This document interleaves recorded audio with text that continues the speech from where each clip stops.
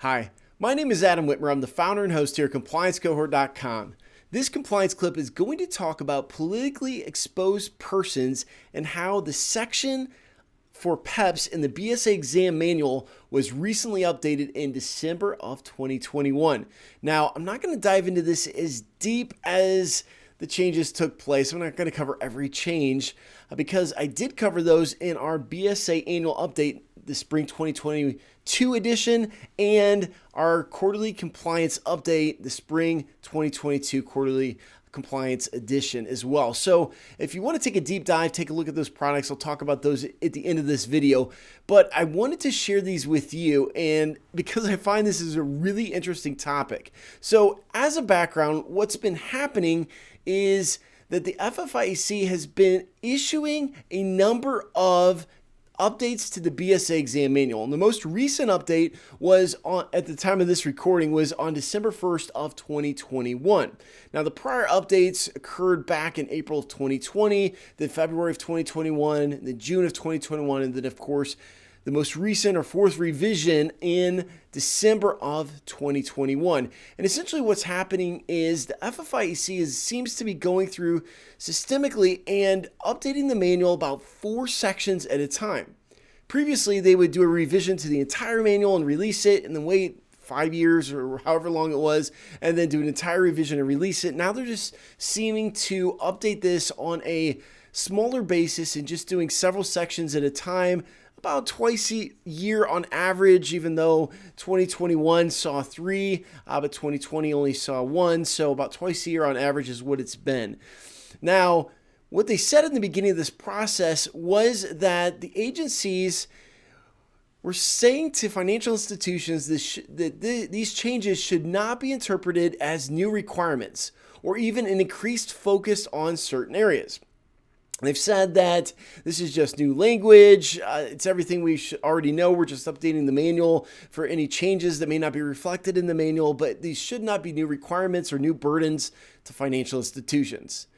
However, when we get to the section on politically exposed persons, and it seems like there is a pretty big change in tone, to put it that way. Let's talk about this just for a brief minute here. So, as a background, a history on politically exposed persons, the Financial Action Task Force, which of course is a group of nations, which includes the United States, which come together and set standards for all countries, including the United States. The Financial Action Task Force first issued mandatory requirements covering foreign politically exposed persons, their family members, and close associates way back in June of 2003.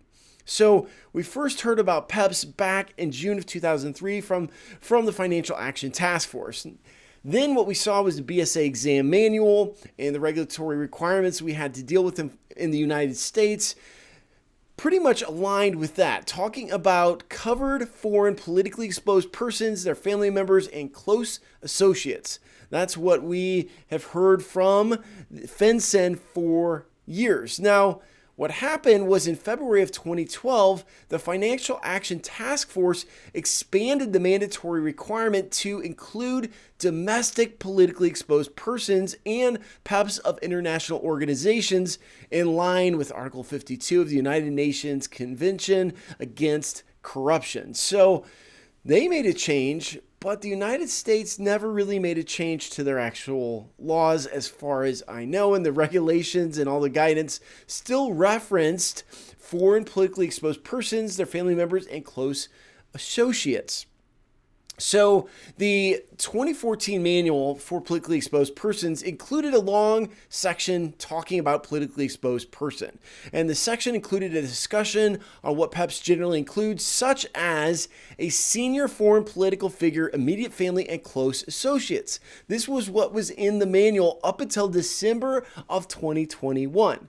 Now, the 2021 changes to the section on politically exposed persons actually removes this discussion and instead directs the readers to a footnote to the appropriate resources.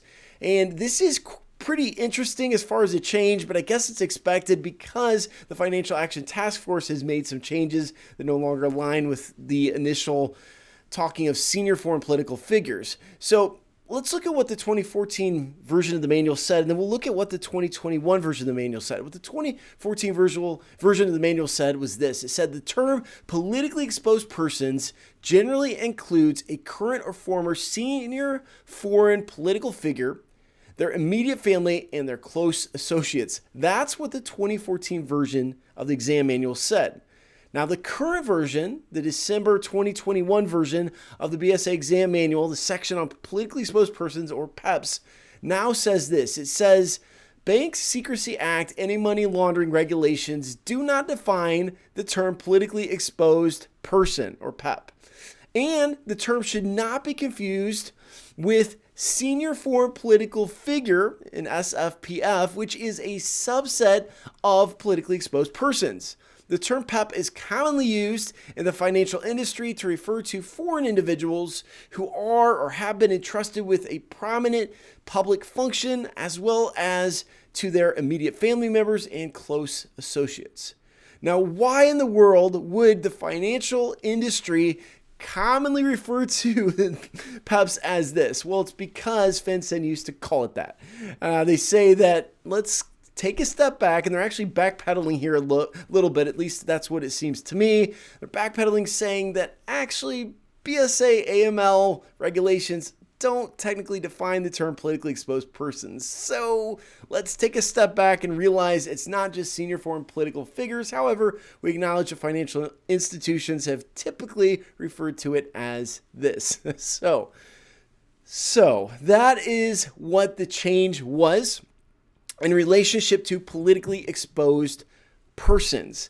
Now, this is a topic, again, what I would recommend is if you haven't read this section on politically exposed persons in the BSA Exam Manual, take a read of it. If you want to take a deep dive into the changes of that section and the other 3 sections that were either changed or one was actually added in the December 2021 revisions from the BSA Exam Manual, you can take a look at one of our 2 programs, our BSA Annual Update. The spring 2022 version of our BSA Annual Update actually covers this in detail. We actually cover all 3 exam manual changes that took place in the year of 2021.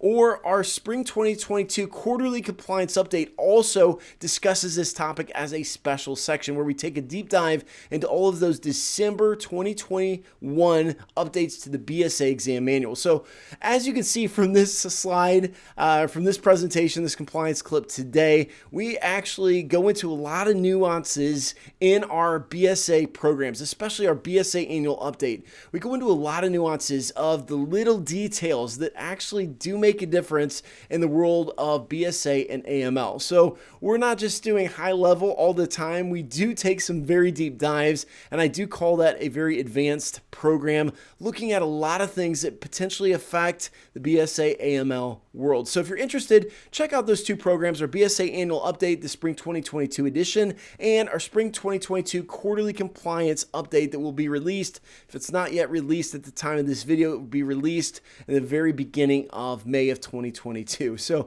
you can find both of those programs in our store at compliancecohort.com/store. Now, this was a little bit longer compliance clip because I wanted to share that unique perspective with you on the change of what's happened with our politically exposed person section of the BSA Exam Manual. However, if you're new to the compliance cohort, these compliance clips usually run just 3 to 5 minutes. Sometimes I'm long-winded, so they go 6 or 7, but it's about that length. And we have a bunch of these videos for free in our free membership. It's our basic membership at compliancecohort.com. We have a free membership where you get a bunch of articles and videos just like this, other resources, discounts, giveaways. We do a lot of things at the compliance cohort. So take a look at our free membership and sign up for the basic membership, which is free. And if you're interested in deeper dives like this program, we have a lot of programs available in our store, compliancecohort.com/store. If you're an existing member, thank you so much. I appreciate you. You're the reason we do what we do. And until next time, I hope you have a wonderful day. Thanks so much.